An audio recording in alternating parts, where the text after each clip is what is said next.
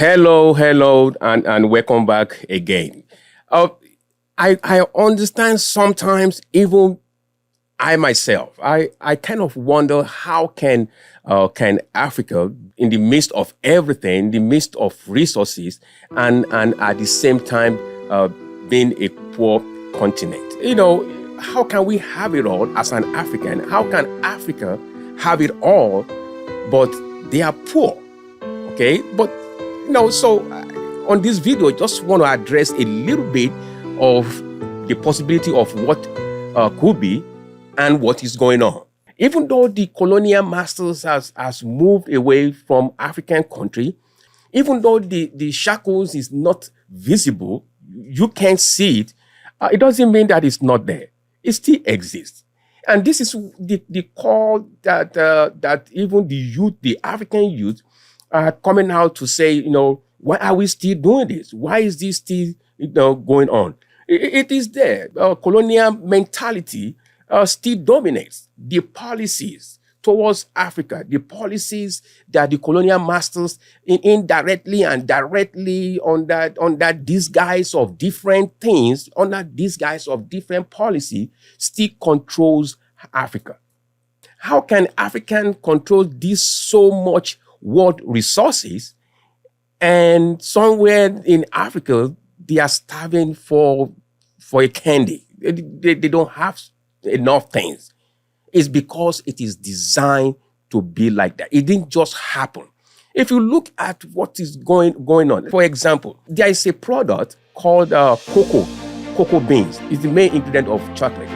This product is mainly found in West Africa. West Africa control a chunk of this product in the world. They have it now. It's now in Asia and other places, but it's being dominated by West African countries. The part of Africa that produce a whole lot of this product. So and the number one and number two, I believe at one point it used to be maybe Nigeria was number two or number one or at some certain point. But right now we know for sure, for fact, that is Ghana and Ivory Coast in producing this product. They should be dominating whatever happened to this product because they produce the largest part of it. But no. They don't have a voice to control how this product is being marketed. It's still being dominated by the colonial masters. When you look at how much the raw material, the cocoa bean, is being paid for a candy of 3 pounds or 3 euro or 5 euro, it probably less than 2 pennies, 2 cents from Africa. So they pay 2 cents in Africa, and it's been sold for 3 pounds, 3 euro in Europe. So the disparity is just too wide. The differences is just too wide. So now Ivory Coast and Ghana now came together and said, look, we produce this product. Why don't we just match together to produce this product and at least turn it into powder? Don't let us keep selling it as raw because we are not making anything out of it. So, but if we turn it, at least kind of work on it a little bit, make it more valuable, then we can have at least a little bit of money, coming in from this product. So they decided to do that. They decided to jointly build, a factory and have a way to produce it together and make it and sell it, into the world, not as raw fruits, but as a material, as raw material. And they have to meet this standard of air quality in the world. They have to do this. So for them to be able to do that, it's going to cost them these billions and billions and billions of dollars. Therefore, they can't do it.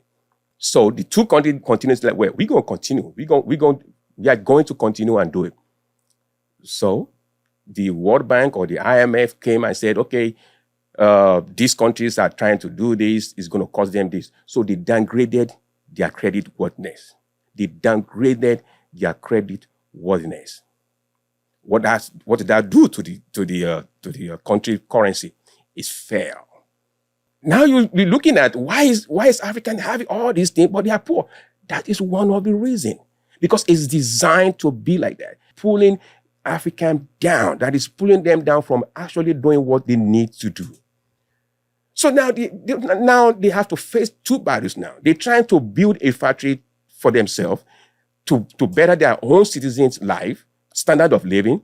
Now they have to fight the whole world that said they cannot do this because they don't have the money of that. Now the credit worthiness, the economy is going down. The French-speaking colonial countries, they don't control their own currency. They don't have their own reserves. Currency, it's everything is stored in France. So they don't have a say into their own destiny. The colonial masters still have the say to their own destiny. They don't have their own reserve, their bank reserve, their money. They don't. It's being kept somewhere else. And they cannot decide that they want to do this without consulting or without the approval of the colonial master, or French, or France. Most of the colonial masters still using, the blessing that was supposed to be the blessing of African, which is multicultural, ethnic groups and different culture. They still use that as a way to divide and rule and conquer. Invisible hand is telling one tribe, like, look, to be a positive thing is now becoming a negative thing. Multicultural, multi-ethnic groups is now becoming a negative thing in Africa. So, when you look at it, it is what you see. There's a story behind a story, and we have to take our time, and that is why, we are trying to connect the bridges for us to understand we as people, as a race, as Black people on earth, what are the challenges that we are facing? We can collectively find a way to solve that problem, to solve that issue. We can go on and on about, different, challenges. Even right now, gold is being shipped out of Africa on a daily basis, shipped out of Africa. And these are things that once it leaves, you are not going to manufacture another one. It's gone. It is gone. So our challenges as race, like I always, trying to kind of point out, our challenges seems to be, similar, the same. This is one of the challenges, that African, faces. And now when you go through that, coup, that invisible hand of coup that just show face strangely, when you negotiating with your partner in Europe or in any part of the world, you are negotiating from a point of weakness, because now you are kind of desperate to fight for your people. So when you're sitting on a negotiating table, you are negotiating from a point of weakness. You are desperate because you want to get something done. So whatever they put in your table, you want to, kind of find a way to just go home with something. Sometimes the right person that people want doesn't always get in position. It doesn't always, in the whole Africa, if we have 10 candidates, and out of the all 10 candidates, people want 8 to be the one that they really want, I guarantee you, some kind of strange way, maybe 1 or 2 might get there. And the remaining ones will be ones that people don't really want. That is the dilemma that Africans go through. I'm just trying, this is something that we can go on with so many samples or so many examples of what is going on in Africa. So when you see, situation in Africa on TV and all that, that is what they're trying to make you believe. Africa is not a jungle. It is not a jungle. This is a country, this is a continent that has amazing things to offer to the world. The point is, it's being taken away free. They are taking it for free. little or nothing. Okay, and that is why Africans seems to be the position they are right now. But things are changing. People are waking up. The youth are demanding. They are asking questions, and that is why you see this now that things seems.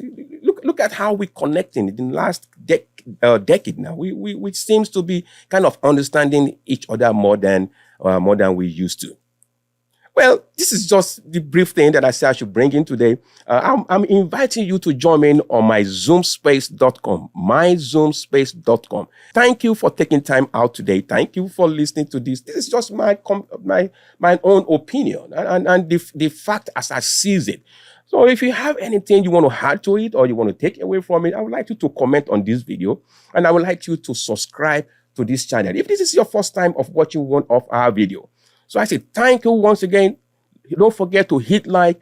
As I see you in the next video, have a wonderful day.